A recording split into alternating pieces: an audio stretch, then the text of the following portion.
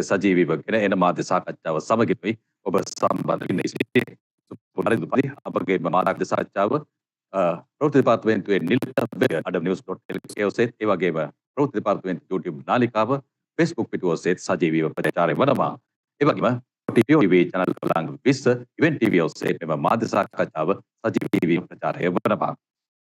අද අපි කතා කරන්නට බලාපොරොත්තු වන්නේ වරාය නගාමිකා ගුවන් සේවා අමාත්‍යාංශයේ 2023 අයවැය වෙනුවෙන් වැය ශීර්ෂය පිළිබඳව මෙම මාධ්‍ය සාකච්ඡාවට අපි ඉතාමත් ගෞරවයෙන් ආරාධනා කළා වරාය නාවික හා ගුවන් සේවා අමාත්‍ය නිමල් සිරිපාද සිල්වා මහතාට ඒ වගේම වරාය නාවික හා ගුවන් සේවා අමාත්‍යාංශයේ ලේකම් KDS රුවන්චන්ද්‍ර මහතාට ඒ වගේම තව සහභාගී වනවා ශ්‍රී ලංකා වරායකාරිය සභාපති කේත් බර්නාඩ් මහතා ගුවන් තොටුපළ සහ ගුවන් සේවා සමාගමේ සභාපති විශ්‍රාමික ජනරාල් G.A. චන්ද්‍රසිරි මහතා වෙළඳ නාවික ලේකම් කාර්යාලයේ අධ්‍යක්ෂ ජනරාල් අජිත් නිවරත්න මහතා ශ්‍රී ලංකන් ගුවන් සමාගමේ සභාපති අශෝක් පත්‍රිකා නැව් සංස්ථාවේ සභාපති විනීත්‍ර වීරමන් මහතා සහ සිවිල් ගුවන් සේවා අධිකාරියේ අධ්‍යක්ෂ ජනරාල් P.A. ජයකාන්ත මහතා අපි උපසම් රජයේ ප්‍රවෘත්ති දෙපාර්තමේන්තුව වෙනුවෙන් ඉතාමත් ගෞරවයෙන් පිළිගන්නවා. මගේ මූලික අවධානය අවස්ථාව මා ලබා දෙන්නේ වරාය නාවික ගුවන් සේවා අමාත්‍ය නිමල් සිරිපාද සිල්වා මහතාට 2023 අයවැය ගැන අදහස්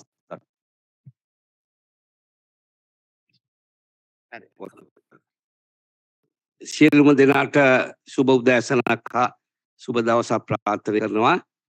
ඒ වගේම මෙම සාකච්ඡාව සඳහා සහභාගී වන ජනමාධ්‍යවේදී සහෝදර සහෝදරියන් අපි ඉතාමත් ආදරයෙන් හා ගෞරවයෙන් පිළිගන්නවා. මාගේ අමාත්‍යාංශයේ සතු ආයතන සියල්ලම නියෝජනය කරමින් ආයතනවල ප්‍රධාන විධායක ධාරීන් සියලු දෙනාම මේ ස්ථානයේ සිටිනවා. ඒ නිසා මම මුලින්ම කැමති මගේ අමාත්‍යාංශයේ යටතේ ඇති මේ ආයතන මේ 2022 වර්ෂය තුලදී කුමන ආකාරයකින් ලාභාංශ උපදවලා තියෙනවද කොතෙක් දුරට සාර්ථකව වැඩ කටයුතු කරලා තියෙනවද අපිට ලැබුණු අභියෝග තිබුණු අභියෝග මොනවාද කියන කාරණා පිළිබඳව ඔබට විස්තරයක් ඉදිරිපත් කරන්නට. පළමුවෙන්ම ශ්‍රී ලංකා වරාය අධිකාරිය ගත්තොත් එහෙම ශ්‍රී ලංකා වරාය අධිකාරියේ අපේ ආදායම් මාර්ගයක් බවට පත් වෙලා තියෙන්නේ ට්‍රාන්ස්ෂිප්මන්ට්. ඒ කියන්නේ කන්ටේනර් ලංකාවට ගෙනල්ලා නැව්වලින් ඒවා වෙනත් තැන්වලට මාරු කරලා යවන ට්‍රාන්ස්ෂිප්මන්ට් බිස්නස් එක තමයි තියෙන්නේ. ඒ අනුව අපිට ධාරිතාවේ ප්‍රමාණය ගත්තොත් එහෙම මෙතන තියෙනවා මේ සම්පූර්ණයෙන්ම 2021 වර්ෂයේදී අපි කන්ටේනර් මිලියන 6ක් පමණ මේ සඳහා අපිට දායක වෙලා තියෙනවා. ලංකාවට කන්ටේනර් මිලියන 6ක් පමණ මේ වරායට පැමිණියා. නමුත් 2022 මේ දක්වා අපට තියෙන්නේ කන්ටේනර් මිලියන 5.7ක් විතර. නමුත් අපි හිතනවා ඉතිරි මාසයක් ගත්තාම අපිට ඒ ප්‍රමාණය පවත්වා ගන්න පුළුවන් කියලා. ඒ වගේම කන්ටේනර් කාගෝ ආපු බඩු බාහිරාදිය ගත්තොත් එහෙම ඒ ප්‍රමාණය යම් අඩුවක් තියෙනවා. මිලියන 10 සිට මිලියන 7ක් දක්වා අඩු වෙලා තියෙනවා මේ දක්වා. නමුත් තව ප්‍රමාණයක් අපිට ඉදිරි කාලයේදී එසේම මූලිකමේ වශයෙන් ගත්තොත් එහෙම අපිට ආදායම ගත්තොත් එහෙම කොළඹ වරායෙන් අපිට බිලියන 72ක් පමණ, ගාල්ල වරායෙන් අපිට මිලියන 893ක් පමණ, තිරුකුණාමලේ වරායෙන් මිලියන 1.9ක් පමණ අපට ලැබිලා තියෙනවා. ඒ අනුව විශේෂයෙන්ම ඔබ දන්නවා foreign exchange loss එකක්. ඒ කියන්නේ විදේශ විනිමය අනුපාතයේ උච්චාවචනය නිසා එතනින් යම් පාඩුවක් සිදු වෙන රුපියල් වශයෙන් මේ බැලුවොත් එහෙම අපිට ගෙවන්න තියෙන මුදල් යනාදී බැලුවාම ඒ සියල්ලම ගණනය කරාම අපිට වරායෙන් බිලියන 39ක පමණ ඔපරේෂනල් ප්‍රොෆිට් එකක් අපිට තියෙනවා මේ අවුරුද්දේ. එය ගේ වර්ෂයක සංසන්දනය කරනකොට ගේ වර්ෂයේ තිබුණේ බිලියන 15.8ක් පමණ. ඒ නිසා වරාය ලාභදායීව වැඩ කටයුතු කරගෙන යන ආයතනයක් බවට පත් වෙලා තියෙනවා. නමුත් අපිට විශාල වියදම් ප්‍රමාණයක් තියෙනවා. ඔබ දන්නවා විශේෂයෙන්ම නැගෙනහිර පර්යන්තය ගොඩනැගීමේ කාර්ය සඳහා අපිට එක්සත් ජනපද ඩොලර් මිලියන 480ක් පමණ ඕන වෙනවා. ඉතින් මේ ලාභාංශ වැඩිපුරම අපි යොදන්නේ එදිනෙදා පරිභෝජනය සඳහා කරන වැඩ සඳහා නෙවෙයි, මේ වරායේ සංවර්ධනය සඳහා. විශේෂයෙන්ම වරාය වෘත්තීය සමිති ඉල්ලා සිටියා මේ ඊස්ටර්න් ටර්මිනල් එක නැගෙනහිර පර්යන්තය රජයේ සතුවම තබාගෙන එය වැඩි දියුණු කළ යුතුයි කියලා රජයත් ඉන්නේ මේ ප්‍රතිපත්තියේ. අපි එය කිසිසේත්ම පෞද්ගලිකකරණයට භාජනය කිරීමක් කරන්නේ නැහැ. මොකද පෞද්ගලිකකරණය කරපු ටර්මිනල් දැනට තියෙනවා.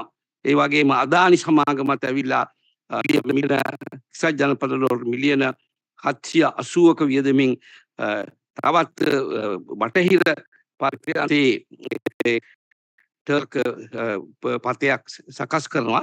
ඒ නිසා ඉදිරි කාලයේදී අපේ මේ වරායට එන නැව් ප්‍රමාණය වගේම ගෙන එනු ලබන මේ ට්‍රාන්ස්ෂිප්මන්ට් කන්ටේනර් ප්‍රමාණය අපේ බලාපොරොත්තුව මිලියන දැනට තියෙන 6 සීමාවේ ඉඳන් මිලියන 15 දක්වා වැඩි දියුණු කර ගැනීම තමයි අපේ බලාපොරොත්තුව. ඒක තමයි අපේ රෝඩ් මැප් එක. ඒක තමයි අපේ ගමන් මාර්ගය. අපි හිතනවා ඒ සඳහා අපිට හොඳ වැඩපිළිවෙලක් තියෙනවා. ඊළඟට ගාල්ල වරාය විශේෂයෙන්ම සංචාරක වරායක් වශයෙන් දියුණු කිරීම සඳහා විශේෂයෙන්ම යොට් යාත්‍රා සහ මගීන් යාත්‍රා ආකර්ෂණය කර ගැනීම සඳහා විශේෂ වැඩපිළිවෙලක් සකස් කළා. අපි ඒ සඳහා ආයෝජකින්ට ඉල්ලීමක් කළා. දැන් ආයෝජකින් ඉල්ලීම් 3ක් ලැබිලා තියෙනවා. එය රාජ්‍යයේ ටෙන්ඩර් පරිපාටි අනුව දැන් අගයීමකට ලක් කරගෙන යනවා. අපි විශ්වාස කරනවා එන අවුරුදු වෙනකොට අපිට එහි වැඩ කටයුතු පටන් ගන්න පුළුවන් කියලා. එසේම ත්‍රිකුණාමලයේ සඳහා විශාල ඉල්ලීමක් තියෙනවා. විශේෂයෙන්ම ලංකාවෙන් පිටරට පටවන ඛනිජ වැලි සම්පත නිකම්ම ඛනිජ වැලි පටවන්නේ නැතුව ඒට අගේ එකතු කරලා පැටවිය යුතුයි, පිටරට අපනයනය කළ යුතුයි කියන ප්‍රතිපත්තිය රජය අරන් තියෙන නිසා ත්‍රිකුණාමලයේ අවට වරාය අවට ඉඩම් තීරුව කීපයක්ම අපි ඒ ඉන්ඩස්ට්‍රීස් වලට ඒ අගේ එකතු කිරීමේ කටයුතු වලට අපි දැනටමත් ලබා දීලා තියෙනවා. ඒ නිසා අපි විශ්වාස කරනවා ඉදිරි කාලයේදී ත්‍රිකුණාමලයේ වරාය විශේෂයෙන්ම ඉන්ඩස්ට්‍රියල් පෝර්ට් එකක් හැටියට කර්මාන්ත පුරවරයක් සහිත වරායක් හැටියට ලංකාවට විශාල ආදායමක් ලබා දෙන වරායක් බවට පත් කර ගන්නට පුළුවන් වෙයි. එසේම කංකසන්තුරේ වරාය සඳහා ඉන්දිය රජය මගින් අපිට ණය මුදල් ලබා දීලා තියෙනවා. එක්සත් ජනපද ඩොලර් මිලියන 45ක් පමණ. ඉතාම සහනදායි පොලියක් අනුව 1.75ක. එතකොට අවුරුදු 20කින් ගෙවන්න පුළුවන් වෙන විදිහට ඒ අනුව දැනට එහි සංවර්ධන කටයුතු ආරම්භ කිරීම සඳහා මූලික කටයුතු කරගෙන යනවා. එහිදී අපි දිය කඩනයක් ඇතුළු කමර්ෂල් බර්ත් එකක් මේ වගේ වැඩ කටයුතු රාශියක් අපි සැලසුම් කරලා තියෙනවා. ඉතින් ඒ නිසා වරාය ක්ෂේත්‍රයේ විශේෂයෙන්ම දැන් අපි මගී නෞකාවන් හුඟක් දැන් වරායට එනවා. ඊයේ පෙරේදත් මගීන් 3000ක් විතර මගී නෞකාවක් පැමිණියා. විශේෂයෙන්ම මේ රටේ සංචාරක ක්ෂේත්‍රයේ සඳහා අපි ඉදිරි මාස කිහිපය තුළ තවත් මගී නෞකා 6ක් පමණ බලාපොරොත්තු වෙනවා කොළඹ වරායට ගෙනීම පැමිණීමට. දැන් අපිට ඒවා පිළිබඳව විස්තර එවලා තියෙනවා. ඉතින් ඒ නිසා මම හිතනවා කොළඹ වරාය බහලුම් කර්මාන්තයේ සඳහා පමණක් නෙවෙයි මගේ යාත්‍රා එන වරායක් බවටත් දැන් පත්වීගෙන යනවා. ඒක ඉතාම සුබදායක දෙයක්. විශේෂයෙන්ම මේ රටට සංචාරකින් විශාල සංඛ්‍යාවක් කැඳවාගෙන ඒම සඳහා අපිට අවස්ථාවක් ලැබෙනවා.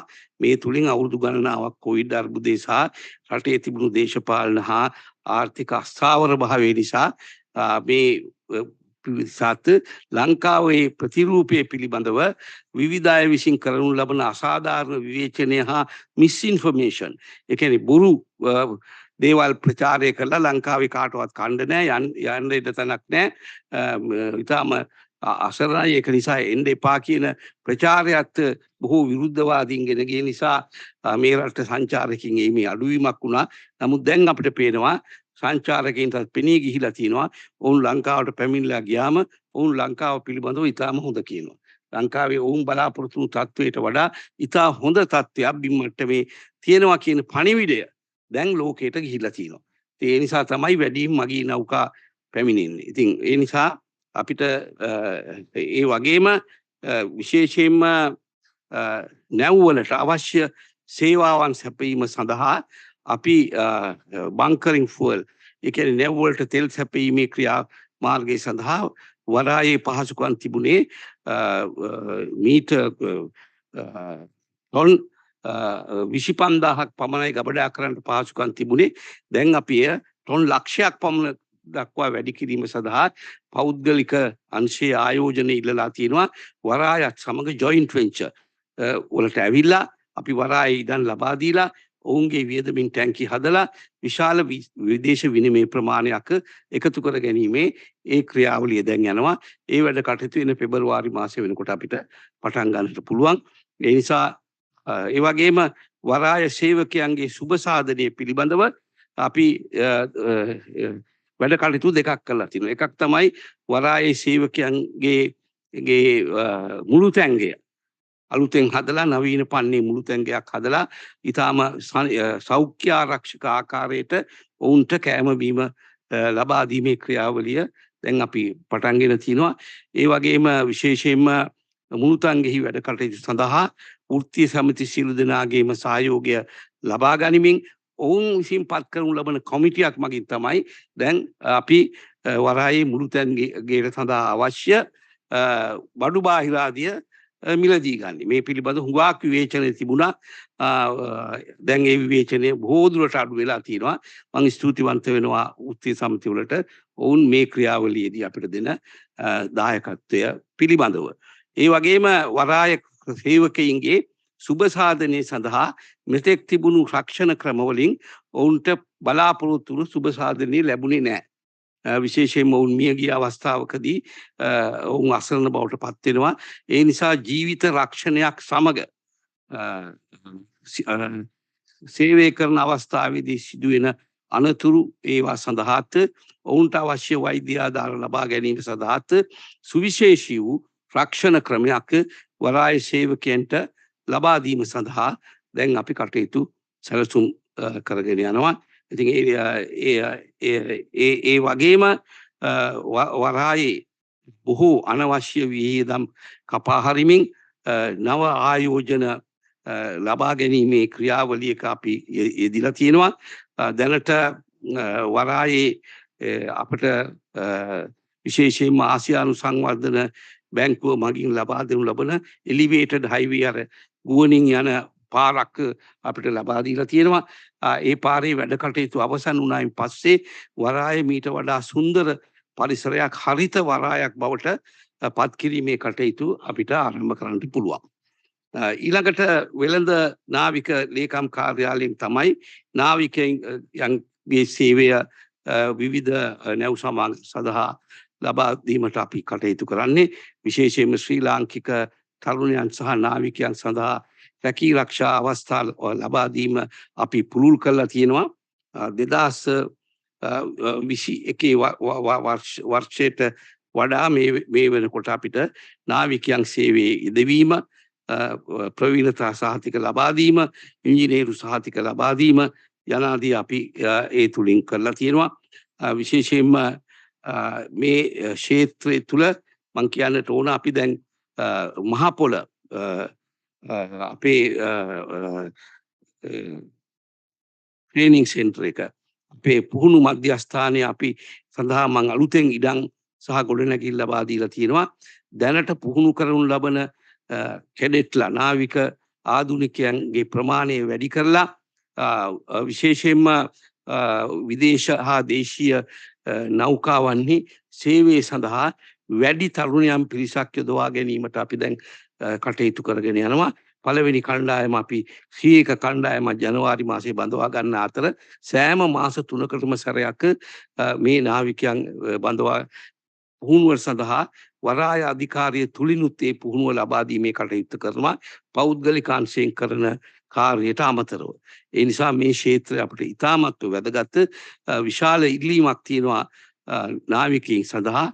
නමුත් අපේ ශ්‍රී ලාංකික තරුණ ජනතාව මේ ක්ෂේත්‍රයටත් යොමු කර ගැනීම ඉතාමත්ම වැදගත්. ඊළඟට විශේෂයෙන්ම කියන්නට ඕන අපේ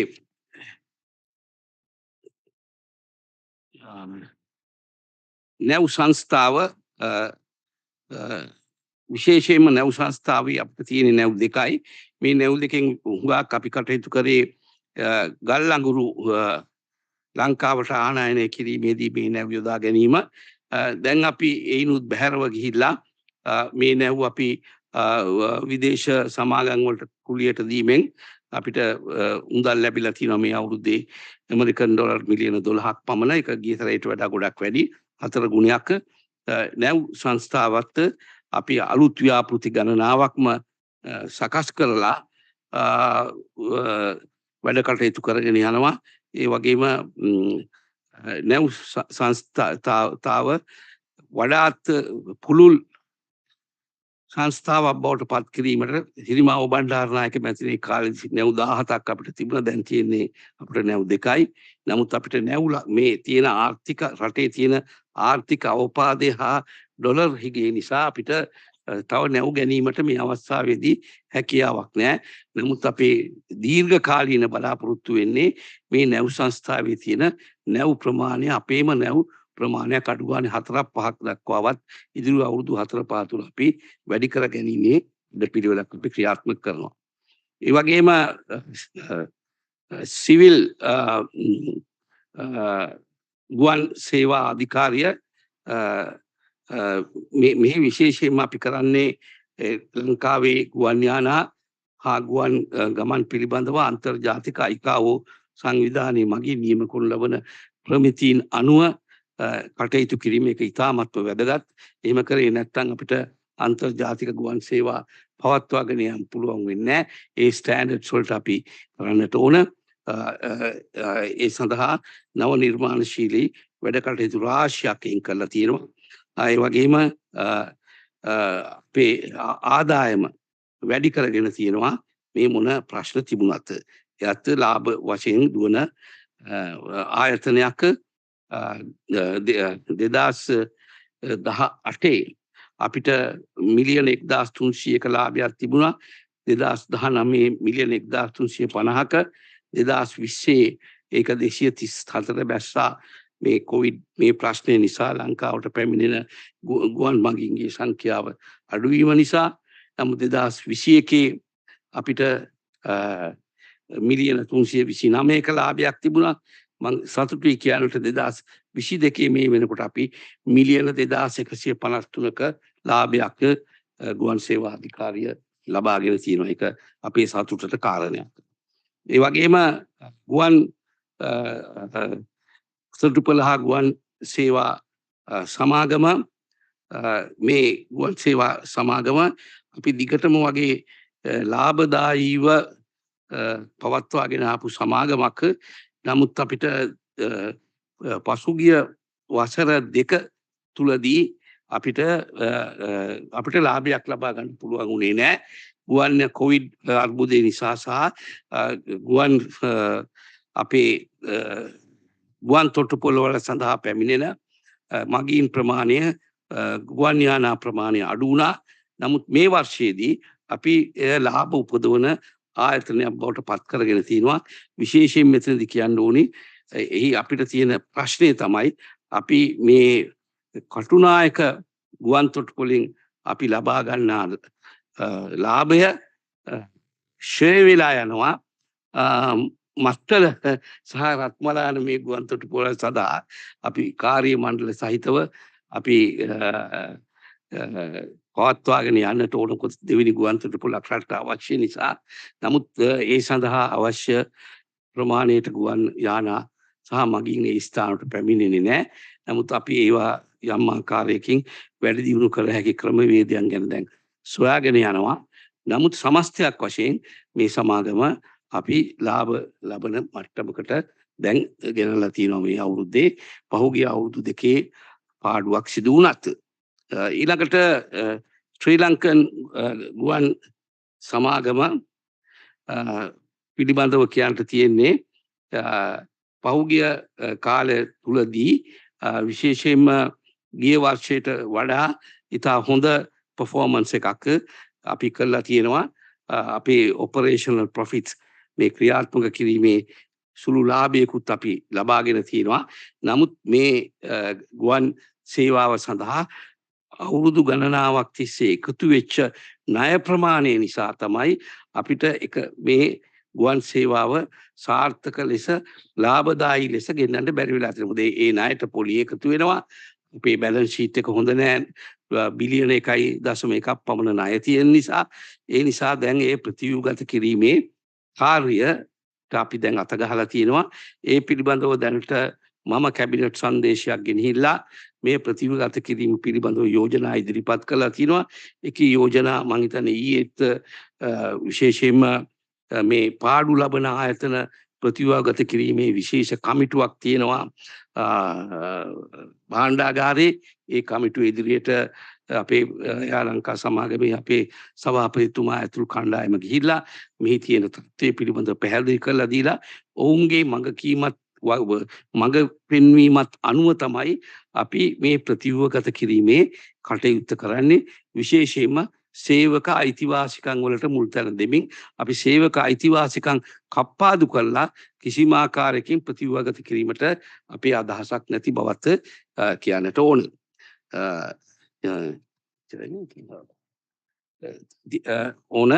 ඉතින් ඒ වගේම අපේ සංවර්ධන වැඩ කටයුතු සඳහා වරාය ඒ වගේම ගුවන් සේවා එයාපෝට් ඇන්ඩ් ඒවියේෂන් සමාගම ඇතුළු වැඩ කටයුතු රාශියක් දැන් කරගෙන යනවා. අපිට තියෙන අපි උත්පාදනය කරන ලබන මුදල් තුලින් ඒ වගේම එයා ලංකා සමාගමට ඉදිරි කාලය සඳහා දැනට අපි කල්බදු ක්‍රමයේ යටතේ ගෙන ඇති ගුවන් යානා 6-7ක කාලය අවසන් වෙන නිසා කැබිනට් මණ්ඩලය අනුමත කරලා තියෙනවා අලුතෙන් ගුවන් යානා ලීසින් පදනම මත කල්බදු පදනම මත ලබා ගන්නට. ඒ නිසා අපිට uninterrupted service එකක් කියන්නේ කිසිම සේවාවේ කඩවීමක් නොමැතිව අපිට ලබා දෙන්න පුළුවන් වෙයි. විශේෂයෙන්ම අපි ඉදිරි මාස 3 තුලදී විශාල සංචාරකයන් ප්‍රමාණයක් ලංකාවට ඒ කියලා බලාපොරොත්තුවක් තියෙනවා. ඉතින් ඒ නිසා ඒ බලාපොරොත්තුව මල්පල ගැන්වීම සඳහා ශ්‍රී ලංකන් ගුවන් සේවාව සුවිශේෂ වූ සේවාවක් කිරීමට බලාපොරොත්තුෙන් ඉන්නවා. මම සැකවින් සඳහන් කරේ අපේ ආයතන පිළිබඳ තත්ත්වය ඒකයි. ඒ නිසා අපේ ජනමාධ්‍යවේදී සහෝදර සහෝදරියන්ට මේ පිළිබඳව යම් ගැටලු ප්‍රශ්න පැහැදිලි කර ගැනීම තියෙනවා නම් නිලධාරීන් සියලු දෙනාම ඉන්නවා ඊට අදාළව ඒවට උත්තර දීමට උන් සූදානම්ෙන් ඉන්නවා. බොහොම ස්තුතියි. අපට මේ අවස්ථාවේදී Zoom තාක්ෂණය ඔස්සේ සම්බන්ධ වෙනවා අසංක අතපත්තු. ඔබට අවස්ථාව තිබෙනවා. සුබ උදෑසනක් කැමැතිතුමා. ඔබතුමා සඳහන් කරා මිලියන 2000ක මේ වර්ෂේ ලාභයක් තියෙනවා කියලා. අපිට මේ පවතින ලාභේ ඉදිරියට පවත්වාගෙන යන්න හැකියාවක් නැද්ද කැමැතිතුමා? ඒ වගේම ප්‍රශ්න තුනක් තියෙනවා මම තුනම එකපාර අහන්නම්. අනිත් එක තමයි අප සතුව දැනට ඒ කියන්නේ ශ්‍රී ලංකන් සතුව ගුවන් යානා කීයක් තියෙනවද? කුලී පදනම් මත ගත්ත ගුවන් යානා කීයක් තියෙනවද? අවසාන ප්‍රශ්නේ තමයි කැමැතිතුමා තාගෙත් මත මේ දෙයට තුඩු දුන් කරුණක් තමයි ශ්‍රී ලංකන් ආයතනයේ සභාපතිවරයාගේ වැටුප. ඔහුට වැටුප ලක්ෂ 100ක් ගෙවන්න ගිහිල්ලා තමයි අද ශ්‍රී ලංකන් බංකොලොත් උනේ කියනවා. ඇත්තද එමෙතුමා? නෑ නෑ ඒක නෙවෙයි හරි තත්ත්වය. ප්‍රශ්නේ ඇසීම ගැන ඉතාම සන්තෝෂ වෙනවා. මොකද පළවෙනි කාරණේ තමයි ඔබ මතක තියාගන්නට ඕන ශ්‍රී ලංකන් ගුවන් සමාගමට හිමිකාරත්වයක් තියෙන ඕනර්ෂිප් එකක් තියෙන අයිතිය තියෙන කිසිම ගුවන් යානයක් නැහැ. මේවා ඔක්කොම කල්බදු පදනම මත ලීස් කරලා තමයි අරන් තියෙන්නේ. මං හිතන්නේ ගුවන් යාන 23ක් නේ. 24ක් තියෙනවා. කල්බදු පදනම මත තමයි ඒක අරන් තියෙන්නේ. දෙවෙනි ප්‍රශ්නය ඔපරේෂනල් ප්‍රොෆිට් එකක් තියෙන එක ඇත්ත සුළු ප්‍රමාණයක සභාපතිතුමා විස්තර කරයි. නමුත් අපිට ගෙවන්නට ණය තියෙනවා එක්සත් ජනපද ඩොලර් බිලියනයකට ආසන්න සංඛ්‍යාවක්. මේ ණයට හැමදාම පොලි එකතු වෙනවා. ඉතින් මේ කොච්චර නමුත් එයාලයින් එකකින් ලබා ගන්න පුළුවන් ආදායම් ප්‍රමාණය සීමා සහිතයි. සම්පූර්ණ යාක්‍රාෆ්ට් එක පිරීලා ආවත් මේ ණය ගෙවන්නට තරම් මුදල් ඉතුරු කර ගැනීමට පුළුවන් කමක් නැහැ. අපි ශ්‍රී ලංකන් එයාලයින්ස් උත් මේ වගේ ණය උගුලක හිර වෙලා තියෙන්නේ. මම හිතන්නේ සභාපතිතුමා ගැන විස්තර කරයි.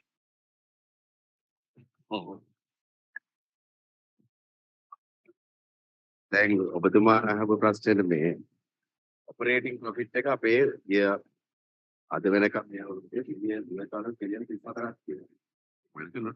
ඔව්. ඒ කියන්නේ රුපියල් මිලියන 6000ක් තියෙනවා. එතකොට මම හිතන්නේ ප්‍රශ්නයක් ඇහුවා මම මේ සභාපතිතුමාට කොච්චර ලක්ෂ 10ක ලක්ෂ 100ක් 10 මිලියන මම කියන්න ඕනේ සභාපතිතුමා විතරක් නෙවෙයි මේ බෝඩ් එකම කිසිම සල්ලි ගන්නේ නැතුව තමයි මේ ජොබ් එක කරන්නේ. ඒ කියන්නේ ගිය අවුරුදු 3ටම. ඒ කියන්නේ සල්ලි විතරක් පඩියක් විතරක් නෙවෙයි අපි අඩු ගානේ ටිකට් එකක්වත් අරගෙන නැහැ. අපි අඩු ගානේ පෙට්‍රල් ලීටරයක් අරගෙන නැහැ ආයතනයෙන්. ඒ කියන්නේ අපි සේවයක් මේ රටට සේවයක් කරන්නට තමයි අපි ඇවිල්ලා තියෙන්නේ. නැතුව මේ ආයතනයෙන් සල්ලි ගන්න නෙවෙයි. right. ඊළඟ තුම් තාක්ෂණයෙන් ප්‍රශ්නයක් යොමු කරනවා අමල් ජයසිංහ ඔබට අවස්ථාව. Yes, Amal. Thank you. Hi, Minister. Minister, two questions. I hope I have the mic to ask a follow-up question as well. One is about the Bandaranaike International Airport. We noticed there was a lot of construction and all that has come to a standstill. And perhaps as a result of that, there seems to be a lot of congestion. And Clear. Can you clear? It's again. Amal ඔබගේ හොඳ පැහැදිලි නැති බවයි අමාත්‍යතුමා දන්නන්නේ. All right, okay. Then another. Hello. You properly. At the Bandaranaike Airport, there was a lot of construction some time ago. Now it seems to have come to a standstill. And even yesterday at a press conference with Minister Harin Fernando, we were discussing about congestion at the airport. So if you are expecting more tourists towards the current winter season, how are you going to tackle this challenge? Because even for the airlines operating at the BIA, the congestion seems to be a very serious problem. So one is with the construction now perhaps stopped or halted, how are you going to deal with this question on essentially the congestion? And the second question is on Sri Lankan Airlines. You said the cabinet had approved the lease of some more aircraft. Can you give us some more details of how many aircraft, what type of aircraft, and how much are you going to commit? Obviously, you will need more aircraft if you are expecting more passengers with tourism picking up. So I'll be very grateful if you can sort of talk us through on the Sri Lankan, the new leases, from where you are going to get there, what type of aircraft and things like that. Thank you. With regard to the question number one, the congestion at the BIA airport, we were without any passengers for last several months. Now the passenger load is increasing. Now we have additional aprons and additional aircraft parking space constructed under the phase 1 of the JICA project. So that has been almost completed. So we have extra space to park the aircraft, etc. And the phase 2 of the project, that is the Terminal 2. Terminal 2, the work has been suspended. Not because of anything else, because till the IMF negotiations are over. Because we declared ourselves bankrupt at one stage. So when we declare we are bankrupt, no lender will continue to give the money for any projects. So on that basis, JICA has apparently suspended not only this project, about another 12 projects till the situation of the country, till the debt repayment is assured by us. But by our guarantee alone won't do, because the IMF is negotiating with us, and the IMF will set the roadmap, will put forward the criteria, and they will say now the Sri Lanka is in a position to repay the whatever the loan which you have taken and which will be taken. So the JICA has assured us, moment the restructuring process is over, that they will continue to give us the money for the phase 2 of the project. But we are confident that with the present tourist arrival and the enhanced tourist arrival which is coming to BIA, we will be able to handle them.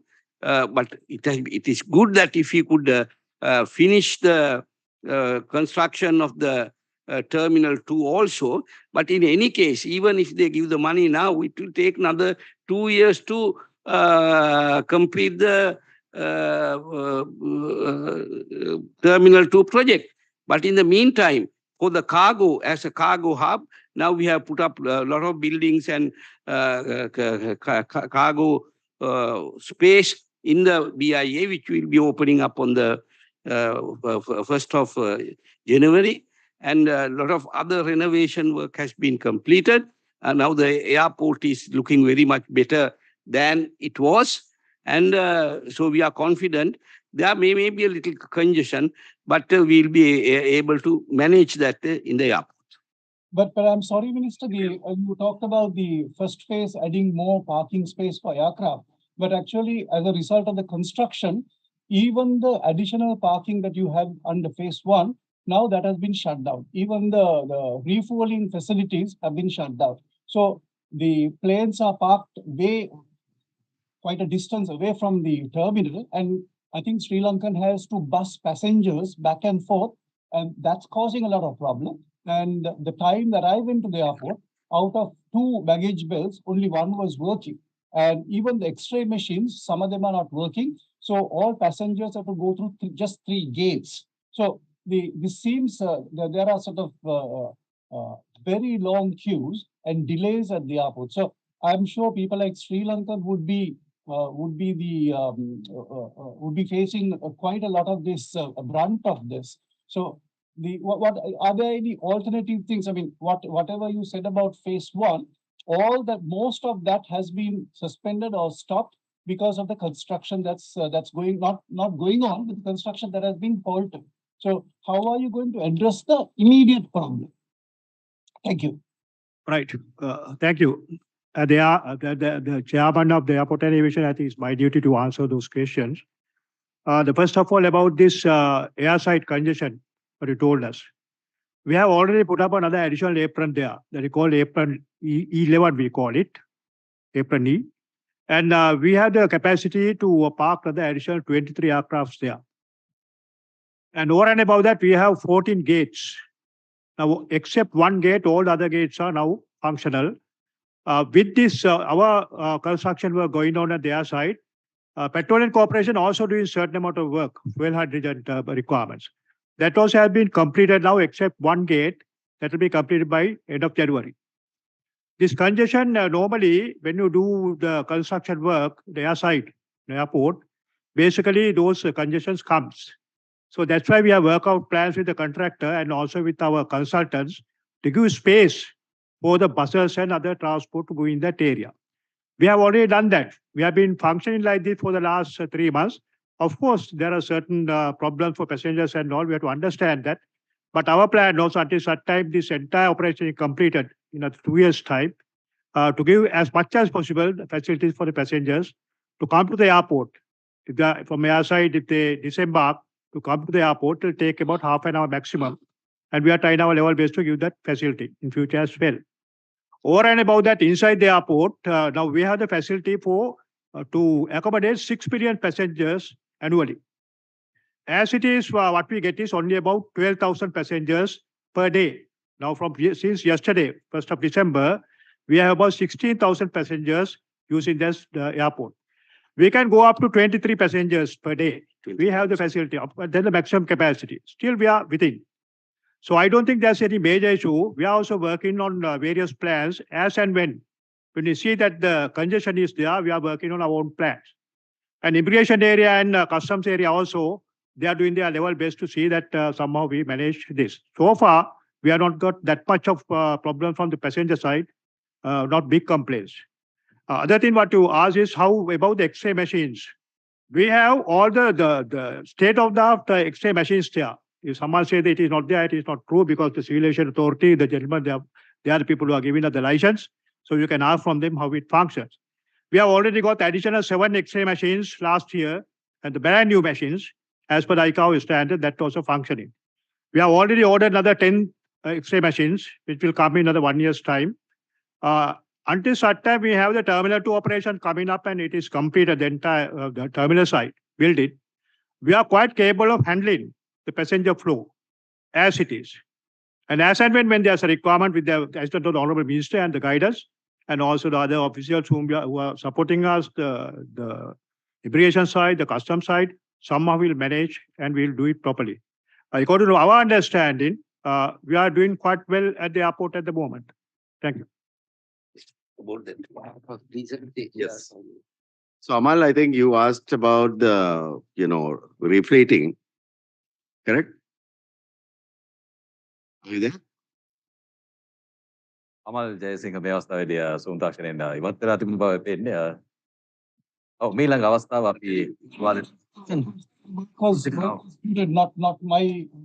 not under my control. Yes, I think Ashok, the question was about your refleeting plans and what the cabinet has approved. So just give us the numbers. Yeah, so the cabinet actually has approved to replace, because as you may know, for next year alone, about 9 to 11 aircrafts are going out from our leasing contracts. So I think cabinet has given us the approval to replace these aircrafts.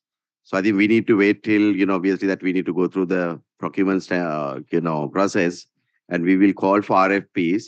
And you asked, I think, that what type of aircraft. So we will see, right, based on what is available, at the moment, and when we, publish the RFP, we will decide, what is good for the company. In terms of the price, in terms of the age of the aircraft and all that.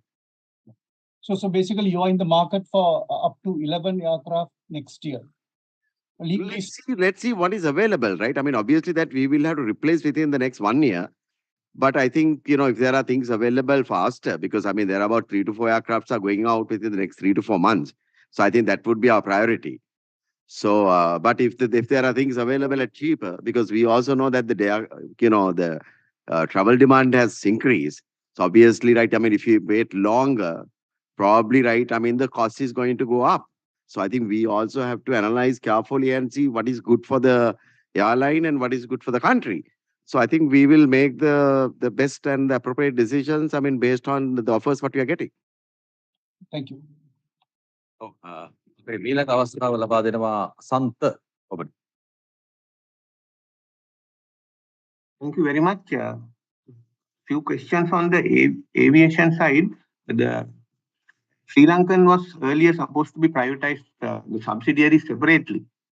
What is the current plan? And how is the fuel situation, aviation fuel at the airport? Is it who are the people who are importing it, and also is Sri Lankan importing?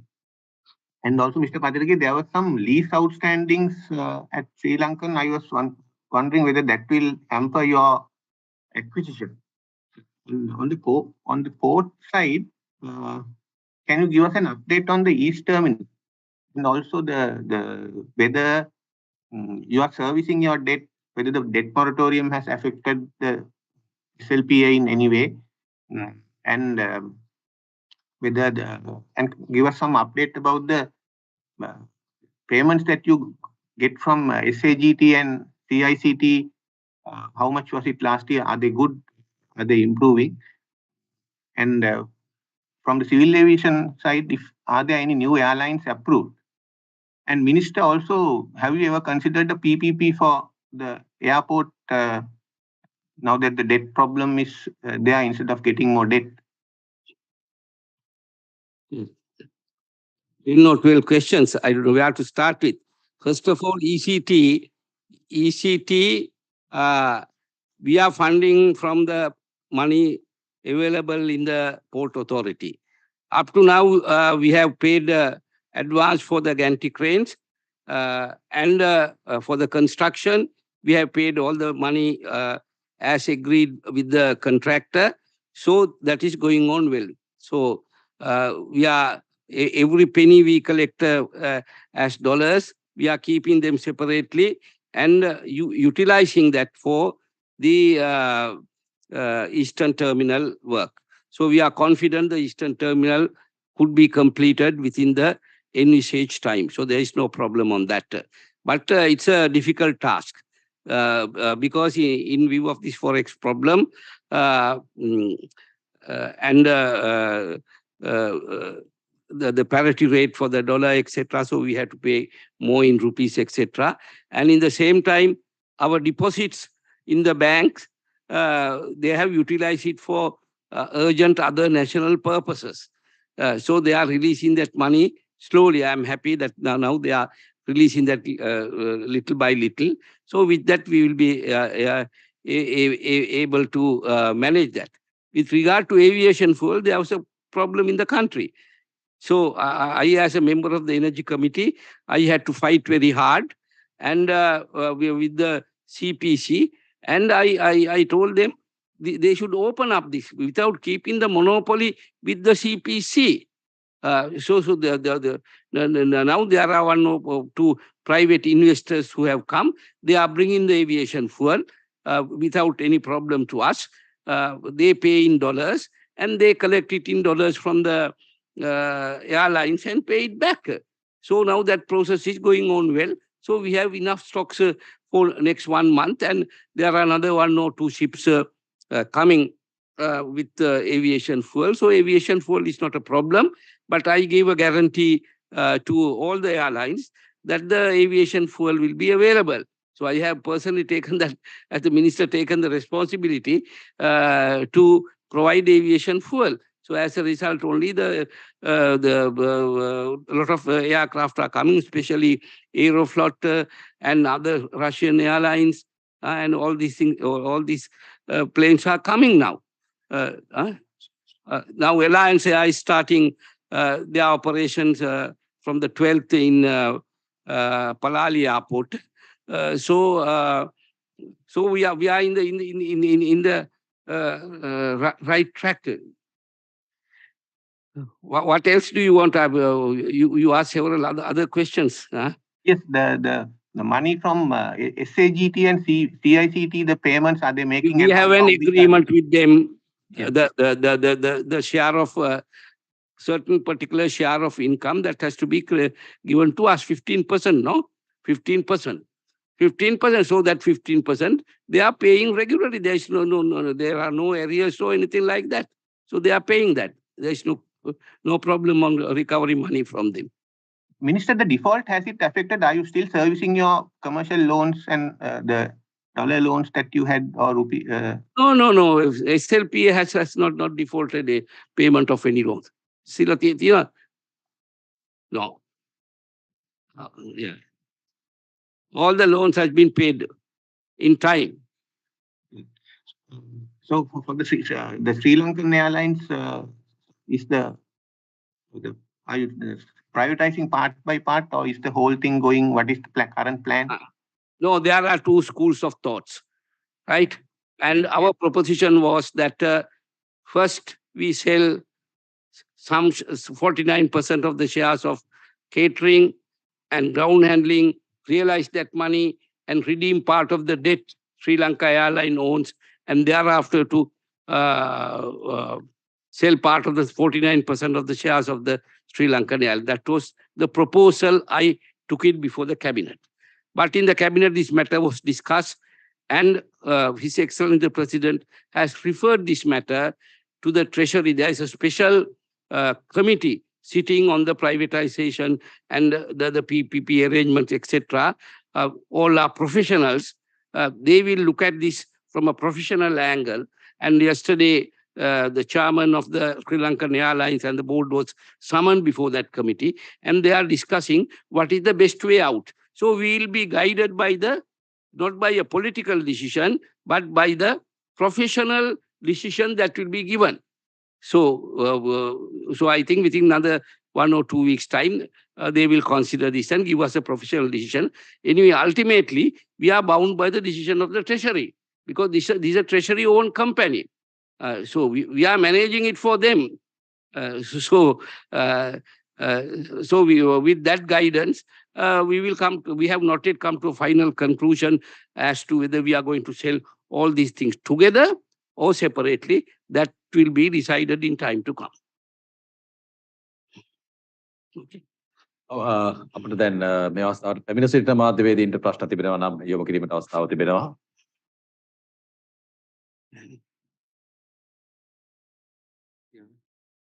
ඇමතුමා මේ මට තියෙන ප්‍රශ්නයක් තමයි දැන් මේ වෙනකොට දැන් අපේ ඇත්තටම මේ කොළඹ වරාය හැදීමේ ප්‍රධාන මුඛ්‍ය පරමාර්ථයක් වෙලා තිබුණේ මම හිතන්නේ මේ ඉතිහාසයේ මම කියවලා තියෙන විදිහට මේක මේ රීඑක්ස්පෝර්ටිංగ్ මේ හබ් එකක් විදිහට පාවිච්චි කරන දැනට කොච්චර විතර ප්‍රමාණිකින් මම කියන්නේ සම්පූර්ණයෙන්ම අපි එක්ස්පෝර්ටිංగ్ හබ් එකක් විදිහට හැදෙන්න කොච්චර වගේ ප්‍රමාණිකින් පීවර කීපයකින් කීයකින් වගේ දැන් කන්ටේනර් මිලියන 6.5ක් විතර දැන් අපි හැන්ඩල් කරනවා.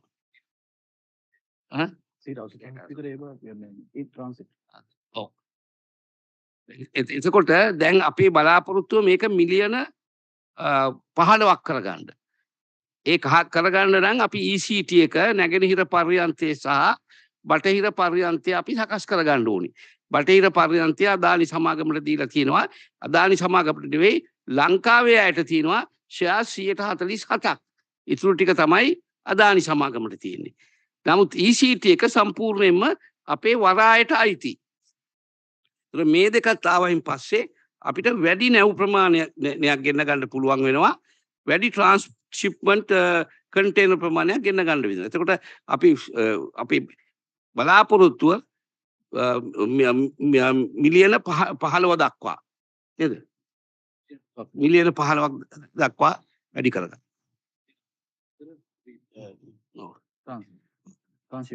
ට්‍රාන්ස්ෂිප්මන්ට් එකට 185. මොකද ලංකාවට එන බඩු ප්‍රමාණයයි පිට වෙන ප්‍රමාණය එක්තරා සීමාවක් තියෙනවනේ. මෙතන අපි බිස්නස් එක වැඩි වෙන්නේ ට්‍රාන්ස්ෂිප්මන්ට් වලින්. ලොකු නැව් වලින් කොළඹ වරායට ගෙනලා එතන ඉඳන් පොඩි නැව් වලින් ඉන්දියාවට, මාලදිවයිනට, බංග්ලාදේශයට යනවා. ඒක තමයි මේ ට්‍රාන්ස්ෂිප්මන්ට් බිස්නස් එකේ ස්වභාවය. මොකද හැම ලොකු නැවක්ම ගෙනල්ලා මෙතනින් ටිකක් බාලා අනිත් වරායට ගෙනලා තව ටිකක් බාන්නේ නැහැ. ප්‍රධාන වශයෙන් මෙතෙන්ට ගෙනලා මෙතනින් අනිත් තැන් වලට ෆීඩර් වෙසල්ස් වලින් ගෙනියනවා. අපට ප්‍රවෘත්ති සාකච්ඡාව අවසන් කරන්නටත් පුළුවන්. ප්‍රශ්න තවදුරටත් නොමැතිනම් ප්‍රශ්න තියෙනවා මේ බඳවා ගැනීම නාවිකයන් බඳවා ගැනීම සම්බන්ධයෙන් කතා කරන්නේ ඒකේ වැඩි විස්තර පොඩක් දැන් ඒක අලුතෙන් එකක් කියලා මම හිතන්නේ. ඔව් දැන් මෙහෙමයි. දැන් නැව් වලට නාවිකයන් බඳවා ගැනීමේදී කැඩෙට්ස් වශයෙන් ගන්නකොට අර පොතක් තියෙනවා. ඒ පොත අනුව එයා පුහුණු වෙලා තියෙන්න ඕනි. මේ අපේ නාවික අංශය රෙකග්නයිස් කරන පිළිගන්නා ස්ථානයක දැන් ස්ලිප් උගාක් තැන්වල තැන් වල මේව ට්‍රේනින් එකක් දෙනවා. ට්‍රේනින් එකක් දුන්නායින් පස්සේ අපි විභාග තියලා තමයි පොත නිකුත් කරන්නේ. දැන් අපි විශේෂයෙන්ම වරාය තුල දැන් ලලිත් ඇතුළත් මුදල් මැතිතුමා ආරම්භ කරපු මහපොළ ට්‍රේනින් සෙන්ටර් එක තියෙනවා. දැන් අපි මහපොළ ට්‍රේනින් සෙන්ටර් එකෙනුත් මීට අමතරව විශාල ප්‍රමාණයක් පුහුණු වීම සඳහා කටයුතු ආරම්භ කරලා තියෙනවා. දැන් මයි සඳහා අලුතෙන් ඉඩම් කඩම් ලබා දීලා තියෙනවා, ගොඩනැගිලි ලබා දීලා තියෙනවා, සම්පත් ලබා දීලා තියෙනවා. එතකොට මේ තුලින් මේක ලැබුණයින් පස්සේ නම් තියෙන ප්‍රශ්නේ ගැටලුව එක නෙවෙයි. පුහුණු වෙච්ච මේ තරුණ ළමයින්ට අනිවාර්යයෙන්ම මාස 6ක්වත් නැවක පුහුණුවක් ලබා ගන්න ඕන. නමුත් අපිට තියෙන්නේ නැව් දෙකයි නැව් සංස්ථාවේ. ඉතින් අපිට අනිකුත් කොළඹට පැමිණෙන නෞකා සමාගම් වලින් අපේ තරුණයින්ට පුහුණුව ලබා දීම සඳහා නෞකාවල ඉඩ කඩ ලබා ගන්න වෙලා තියෙනවා. ඉතින් අපි ඒවා සාකච්ඡා කළා. ඒ ඉඩ කඩ තියෙනවා. එතන තමයි බොට්ටල් එක වෙලා තියෙන්නේ. ඒ නිසා අපි නිරතුරුව මේ නැව් සමාගම් එක්ක සාකච්ඡා කළා. අපි ඔවුන්ට ඒ පුහුණුව ලබා දීමට අපි කටයුතු කරනවා. අවසාන ප්‍රශ්නේ මේ එක්ස්ප්‍රස් පර්ල් සම්බන්ධයෙන් කාලයක් තිස්සේ කතා කරගෙන ආවා. දැන් කොහොමද මේ එක්ස්ප්‍රස් පර්ල් සම්බන්ධයෙන් පාර්ලිමේන්තුවේ ඊයේ සම්පූර්ණ ප්‍රශ්නයක් ඇහුවා. එක්ස්ප්‍රස් පර්ල් නෞකාව අපිට අයිති වෙන්නේ නැහැ. ඒක මීපා එකෙන් තමයි ඒක කරන්නේ. ඒක මේ අපේ නාගරික සංවර්ධන අමාත්‍යාංශය යටතේ සහ ඒ වගේම දීවර අමාත්‍යාංශය යටතේ තමයි ඊට අදාළ කටයුතු ඉෂ්ට කෙරෙන්නේ. එතුමා එතකොට ඔබතුමාලගේ ආයතනයේ සම්බන්ධ වෙන්නේ නැද්ද මේ? නෑ අපේ ආයතනය සම්බන්ධ වෙන්නේ නැහැ. එහෙනම් මට අපට අවසන් කර ගැනීමට හැකියාව තිබෙනවා අද මාධ්‍ය සාකච්ඡාව. වරාය නාවික හා ගුවන් සේවා අමාත්‍යාංශයේ 2023 වයශීර්ෂයත් සමග උද්ගත වී ඇති ගැටලු සම්බන්ධයෙන් සහ ප්‍රගතිය සම්බන්ධයෙන් අද අපි සාකච්ඡා කළේ. ඒ සඳහා සාකච්ඡා කිරීමට අපි ඉතාමත් ගෞරවයෙන් ආරාධනා කර සිටියා වරාය නාවික හා ගුවන් සේවා අමාත්‍ය නිමල් සිරිපාල් ද සිල්වා මැතිතුමාට. අද මම හිතන්නේ පාර්ලිමේන්තු දවසක් වුණත් අප හා කාලය ගත කිරීම සම්බන්ධයෙන් මට විශේෂ ස්තුතියක් අපි පිරිනමන්නට අවශ්‍යයි. ඒ වගේම වරාය නාවික හා ගුවන් සේවා අමාත්‍යාංශයේ ලේකම් KDS රුවන්චන්ද්‍ර මහතා, ශ්‍රී ලංකා වරාය අධිකාරියේ සභාපති කීත් බර්නාඩ් මහතා, ගුවන් තොටුපළ සහ ගුවන් සේවා සමාගමේ සභාපති විශ්‍රාමික ජෙනරාල් GA චන්ද්‍රසිරි මහතා, වෙළඳ නාවික ලේකම් කාර්යාලයේ අධ්‍යක්ෂ ජෙනරාල් අජිත් සෙනවිරත්න මහතා, ශ්‍රී ලංකා ගුවන් සමාගමේ සභාපති අශෝක් පතිරගේ මහතා, නැව් සංස්ථාවේ සභාපති විනිද්‍ර වීරමන් මහතා, සිවිල් ගුවන් සේවා අධිකාරියේ අධ්‍යක්ෂ ජෙනරාල් GA ජයකාන්ත මහතා, ඔබ සැමට අපගේ විශේෂ ස්තුතිය රජයේ පොදු දෙපාර්තමේන්තුව වෙනුවෙන්. තවත් ප්‍රවෘත්ති සාකච්ඡාවක් නියමිතව තිබෙනවා දහවල් 12:30ට 2022 අධ්‍යයන වර්ෂයේ ඉසෙඩ් ලකුණු නිකුත් කිරීම සම්බන්ධයෙන් විශ්වවිද්‍යාල ප්‍රතිපාදන කොමිෂන් සභාවේ සභාපතිතුමන්ගේ සහභාගීත්වයෙන්ුයි එම මාධ්‍ය සාකච්ඡාව පැවැත්වෙන්නේ. ඒටත් ඔබගේ සහභාගීත්වය අපේක්ෂාවෙන් අද මාධ්‍ය සාකච්ඡාව අපි මෙතකින් හමාර කරමු. ඔබ සැමට සුබ දවසක්.